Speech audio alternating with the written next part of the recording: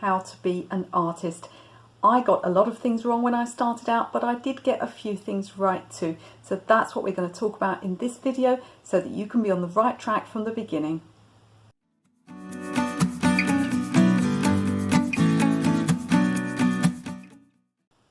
My name is Michelle, and on this channel you'll find art tips and techniques, social media training and business advice for artists. So please do consider subscribing. If you hit the bell notification, you'll get notified every time I upload a new video. So when I started working as an artist, I got a lot of stuff wrong. I made a lot of very expensive and time-consuming mistakes. If you want to have a look at the video I made about that, I'll put a link up here so that you can watch that video and avoid making some of those mistakes. But I did get a few things right, and that's what we're going to go through in this video. 10 of the things that I actually got right, more by luck than judgment, so you can follow along and hopefully it'll give you some help when you're starting your own journey towards becoming a professional or a semi-professional artist yourself. So the first thing I got right is I registered as self-employed and I registered for tax so that I would enter a tax return every year. Now I can't give you exact advice on tax because it varies from country to country. Here in the UK you can earn about £10,000 before you pay any tax at all. So I've met lots of people and they've said to me, oh, they've started a little business and they've said, well, it's okay, I don't need to register for tax because I'm not earning enough money to pay tax yet. Now that is a very naive and trusting way to look at the world. The thing is, the taxman has to be, you have to prove to the taxman what you've earned and what you haven't earned. It's no good just saying to the taxman, oh, don't worry about it, you don't need to see anything, I didn't earn enough to pay tax, and they just say, oh fine, we'll go away. That does not happen. So for goodness sake, let the taxman know right from the beginning that you're working as an artist. Maybe you've got another job as well. As I said, tax laws differ from country to country, but you really have to sort this out from the beginning. Don't rely on the taxman to believe what you tell them without proof. And the last thing that you want is the taxman estimating how much you have earned and trying to work out for themselves how much you have earned because you yourself have not kept proper records and you've not been upfront with them. So think about tax right from the beginning, even if you're not earning very much money yet. So the second thing I got right is a minor thing really, but it's quite important, is I signed my work right from the beginning. So I see lots of amateur artists and they're almost embarrassed to sign their work. They think perhaps it's not good enough, they're going to put it in a frame, but that's going to come back to haunt you. It's really important that your work is signed. Galleries will expect your work to be signed, so do always sign your work. It's your work at the end of the day. If in 2 years' time you look at it and think, God, I hate that, you can burn it, don't burn it, but you could burn it if you wanted to, but don't neglect to sign your work before it goes in a frame. So the third thing I got right, and this is something that's becoming more important and they're being stricter with by the year, is I didn't infringe copyright. Now there's two potential ways you can infringe copyright. The first is you could be painting and drawing pictures of Marvel Comics superheroes or film stars. I mean, some of these things are a grey area. There's such a thing apparently as fan art, but it really depends how the parent company that produces those images and those characters likes to view it. To me, if I could only make a living from painting pictures of Superman or Marilyn Monroe, I wouldn't really feel very good about myself. So I suggest that you don't do these things. The second way that it's quite easy to infringe copyright is by copying photographs. Now, there's a bit of a myth that as long as you've sort of, changed the colour, or even the fact that you've drawn or painted it rather than it being a photograph, that it isn't infringing copyright. That is nonsense. You are allowed to use photographs for a tiny, tiny amount of source material, but it has to be significantly changed. Don't take risks. Don't copy a photograph straight out and then put it in a frame and expect that you're not infringing the photographer's copyright, because you are. And in the day of the internet, we have programs out there that are designed to do image searches, and it's quite easy for a photographer to use an automatic program to scour the web and find out who's copying their images, and then they may want money from you and you may have to withdraw the painting from sale.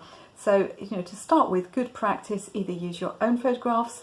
If you want to paint something like tigers and lions and you're not going to go to Africa, then find a wildlife photographer. It's not too expensive.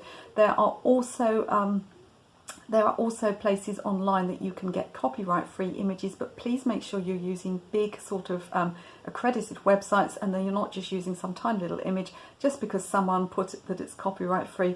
that's not enough for you to legally claim that it was proof that it was copyright free. So please be careful with this. The easiest way to start is just to use your own photographs. So the fourth thing I got right was I didn't underprice my work, and I didn't allow the customer to dictate the price of my work. So with amateur artists, what it can be is it ends up being sort of a race to the bottom where the customer keeps, saying, I don't want to pay that, I don't want to pay that. You have to have the mindset when you start out of setting your prices and allowing people that won't pay it to walk away, because there is always somebody that wants it cheaper. It's human nature. We're taught to bargain. Everybody wants something for less than the value of it. That's not to say that you should price ridiculously high. This is not a video about pricing. It's a massive subject. I'm actually going to do a series of videos on how to price your artwork.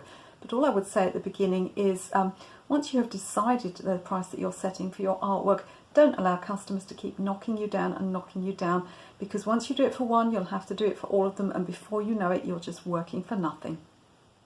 So the fifth thing I did right was I didn't worry about rejection. Now, I've had conversations with people that say, well, if my artwork's rejected from this gallery, I'm never going to try again. I'm just going to give up. This is the arts. If you're going to work in the arts, you're going to be mostly freelance, even if you've got a contract, and you are going to have to get used to rejection. It's as common as having a cup of tea. It's just going to happen to you time and time again that people do not want your artwork. It's a numbers game. You just have to keep trying, and you just have to keep learning from your mistakes. You just have to keep improving and learning and finding a way around the industry and finding the right niche and the right market for you. But if you're going to be put off from being an artist every time you get a rejection or a harsh word, then you're not going to get at all far in this business.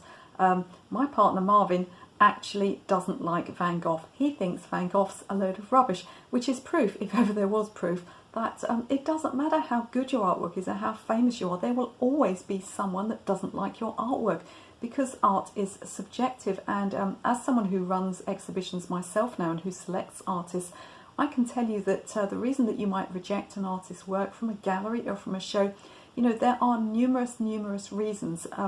The quality of the artwork is only one of the reasons. There are multiple things and factors to take into account when deciding to accept or reject an artist's work. So you can't be worrying about rejection. I didn't let it get to me. I'm pretty thick-skinned. So number 6 on the list of things that I did correctly from the start was I had my work professionally framed, and that's probably just because I didn't know what else to do with it. I couldn't frame things myself, so I went and got a framer to professionally frame it. So my work was always presented to a high standard. Now, it's really tempting to save money framing yourself using second-hand frames, and I'm not going to tell you that that can't be done. It can be done. You can cut your own mounts. You can produce your own giclée prints. You can do anything, but really you've got to commit to making the time to learn how to do these things properly, because otherwise what you're offering people is a substandard product, and it will come back to bite you, because if your giclée print fades to white paper within 6 weeks of people having it up in bright sunlight because you didn't use archival inks, then you're going to find that your reputation as an artist goes down the pan very, very quickly.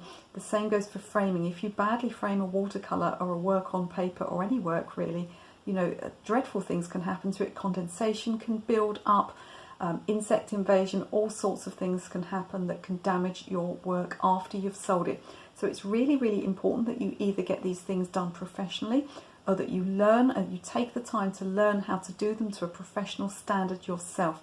And when thinking about this, you want to consider if it's actually worth it. Now, I'm not very good with a Stanley knife, so I would probably have to get a very large mount cutting machine in order to do that job properly, and the good ones are about £300. Is it worth it when my framer can cut a mount for £3 or £4? No, it really isn't. On the other hand, I used to get charged £10 just to swap a painting from one frame to another. So I bought a framing gun, I learned how to mount work, and I learned how to swap it between the frames. So it's a matter of learning what you need to learn and considering how much time it will take up. Sure, you can learn to frame your own work, but will you have any time left to do your painting, especially if you're doing other things like I do, like teach? So just consider this from the start, and if you're not going to take the time to learn how to do it properly, for goodness sake, pay for someone else to do the work for you to a professional standard, so you're not disappointing your customers. Now, the seventh thing I did right from the start was I joined some art societies. You don't want to be working on your own, and sometimes I see people comment about how lonely their life is working as an artist alone, and I think, goodness me, I don't understand even how you're working. I never get lonely. I'm talking to people all day. I'm in and out, you know, I've got people online, I've got people offline, I'm seeing my framers, I'm seeing my printers, I'm seeing my art students. You know, it's not a job for being isolated, and you really, really do need the help of other artists. And one of the best places to find that help, and one of the best ways to start exhibiting your work, is to join art societies and art groups. I'm lucky enough in my hometown to have Gainsborough House, which is an internationally known museum for the work of Thomas Gainsborough, and they've also got a print workshop. So one of the first things I did was I went on a couple of printmaking courses, and then I joined the Gainsborough House printmakers, so now I can exhibit with them. I also joined a local art society just up the road, Colchester Art Society, and then more recently I've gone back to joining a bigger art society, Society of East Anglian Watercolourists. But joining art societies, art clubs, and that's not just offline. If you're in the middle of nowhere, there's plenty of groups on Facebook too. So do get yourself out and into the community of artists. Now, number 8 on the list of things I got right was I was consistent online and offline with my pricing. So this is a mistake I see so many amateur and semi-professional artists making, is that they start producing work and they find out very soon that if they sell through a shop, they're paying kind of 50% wholesale prices. If they sell through an art gallery, they might be paying a minimum of 30% commission. Up in London, if I were lucky enough to sell in London, I could be paying 60% commission. Now, in my online shop, I'm only paying something like 4.5% commission. So, you know, the wheels start to go round in the brain, and the artist starts to think to themselves, oh, well, that's okay. I can charge less online, and then if I sell in a gallery, I'll add that extra percentage on top so that I'm not losing out. Now, this is called underselling, underpricing, and if a gallery catches you doing it, they will drop you like a hot potato. I've had to speak to some of the artists in the art fair that I run. They've done this from time to time. So what will happen is they sell a print, say, for example, at the art fair, and then the person goes home, looks up the artist online, and surprise, surprise, that print is a lot less money on the online shop, and back they come to the art fair and they're furious. So it's really, really bad practice to have work for sale in 2 different venues, whether that's online or offline, for different amounts. So do keep your pricing consistent. There's a couple of things you can do. If you're going to enter a big exhibition and you do want to put your prices up for that exhibition, for goodness sake, delist your work from online so that it's not for sale anywhere else for less money. Another thing, which is what I do, is just allow for your prices for the maximum commission that you might be expecting to pay locally where you are. And then if you sell for less commission online, well, that's just a little bit of extra money for you. But don't have inconsistent pricing, because galleries don't like it, and customers get very, very angry if they see that they've just bought something and you had it listed for less elsewhere.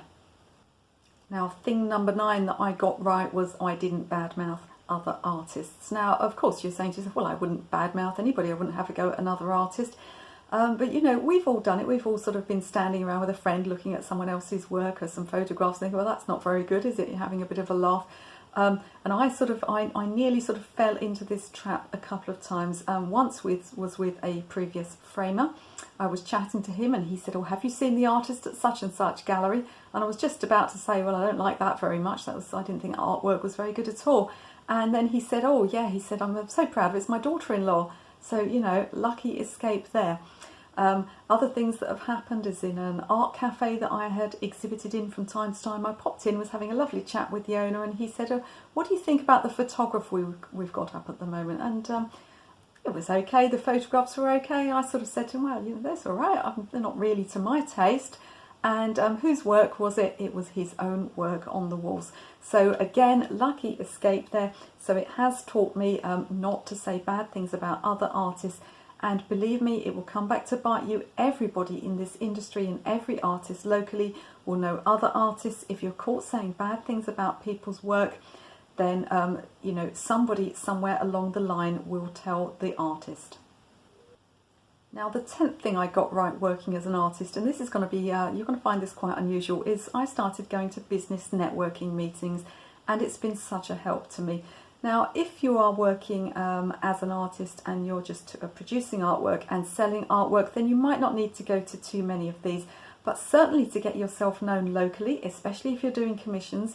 Lots of networking organisations have sort of one-off networking events. There are also lots of little local business fairs that you can go to. It's really a good idea to go along and meet people in your community. You never know who you might meet. Now for me, I have lots of business interests. I'm running exhibitions locally. I'm curating exhibitions. I'm producing my own artwork. I've got illustration projects going on. You know, I've got a lot of stuff going on. Art classes is really important for me to get out there and meet people in my community. So it may be an unusual thing for an artist to do or a craftsperson, but I do suggest that you go along to 1 or 2 local business networking meetings. You'll meet all sorts of other creative people. Who knows, maybe you'll find a photographer to take your branded business shots. You might find a printer to make your giclée prints for you. You might even meet another artist you want to collaborate with. So don't discount traditional business networking meetings just because they're not advertised as artist meetings. That doesn't mean that you won't find it extremely useful. So I hope that by hearing about some of the things I did manage to get right when I started working as an artist, it'll help you to make the right decisions too. Please don't forget to subscribe to the channel, and you can watch another video right now.